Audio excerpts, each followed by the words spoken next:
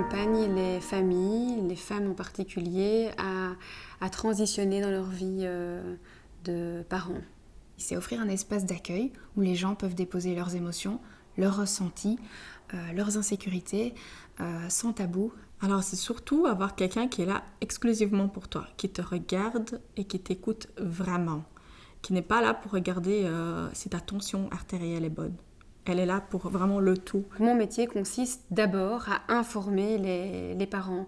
Il y a énormément d'informations, mais moi j'aide à amener l'information aux parents, d'être sûr qu'ils ne soient pas passés à côté, qu'il n'y ait pas de regrets par la suite, et de les informer aussi sur leurs droits. Parce qu'aujourd'hui, les parents ne savent pas que, voilà, au travers d'un projet de naissance, bien, il y a des choses ils peuvent s'informer sur les protocoles, ils peuvent choisir leur lieu, ils peuvent choisir leur professionnel pour vivre vraiment le parcours qu'ils ont envie. On a besoin de continuité. Ça rend en fait les parents très insécures d'avoir de multiples acteurs et que ce soit de différents pendant la grossesse, le jour de l'accouchement et après. Et une doula, elle permet cette continuité dans le temps entre le moment où on cherche à tomber enceinte, pendant la grossesse, le jour de l'accouchement et après.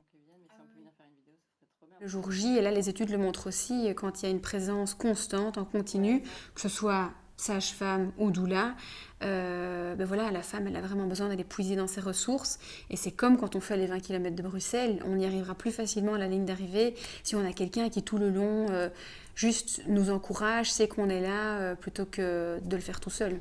Alors ça peut être juste être là, regarder cette femme dans les yeux parfois, lui tenir la main, la souvenir de respirer correctement, paisiblement. Mais parfois ça va être faire un massage, faire le pont entre les professionnels de la santé qui parfois viennent et expliquent les choses à une vitesse ou dans un langage beaucoup plus compliqué. Souvent pour le papa aussi ou le coparent qui est là et qui parfois a toutes ces émotions à gérer et n'arrive pas à donner le soutien que cette femme a besoin. Et donc souvent on aide un peu les deux là. Et voilà, ça peut être les massages, ça peut être expliquer, voilà, on peut suggérer des positions, aussi comme les sages-femmes, mais parfois quand il y a une sage-femme qui est là pour 3 accouchements en même temps, cette femme, elle mérite d'avoir quelqu'un qui est là que pour elle.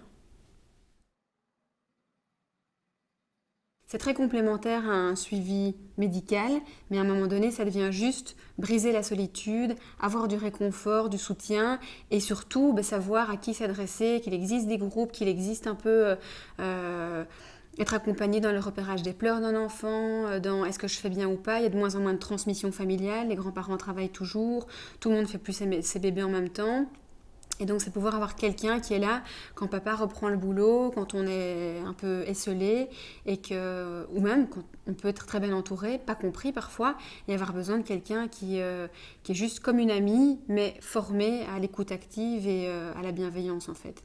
Gynécologue et sage-femme, c'est vraiment un suivi médical. La doula ne fait pas d'acte médical, aucun acte médical.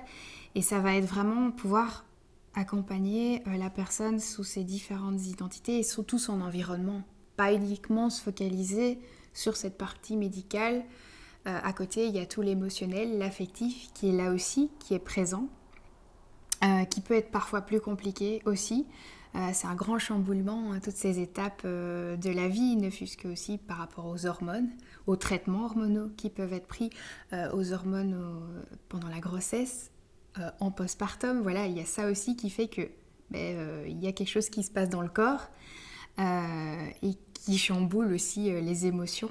Et donc la doula, elle peut être là pour les petites choses, mais aussi parfois pour être en première ligne et voir des choses que personne n'a vues et dire mais en fait, je crois qu'il faudrait qu'on aille chez le psy. Ou détecter une dépression postpartum avant que tous les autres professionnels ont pu le voir parce que nous, on connaît la femme. Donc, on crée vraiment un lien avec cette femme sur le long terme. Donc, c'est vraiment complémentaire. Moi-même, je travaille souvent en collaboration avec des psychologues, avec d'autres sages-femmes, avec des gynécos. Et comme ça, on crée un petit réseau.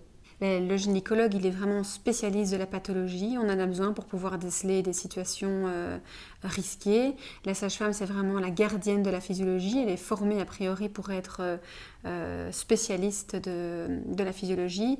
Et la doula, Elle est facilitatrice d'ocytocine, c'est-à-dire qu'elle peut contribuer avec la sage-femme, ça peut, un peu comme un cercle, c'est le cercle du milieu.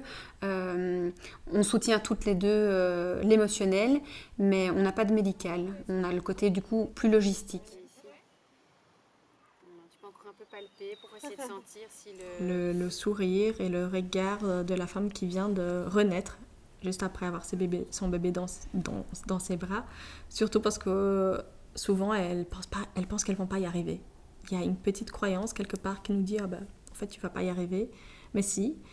Et donc ce visage de la femme après l'accouchement, c'est genre waouh, c'est comme si elle venait de renaître. Donc ça c'est sûrement mes meilleurs souvenirs.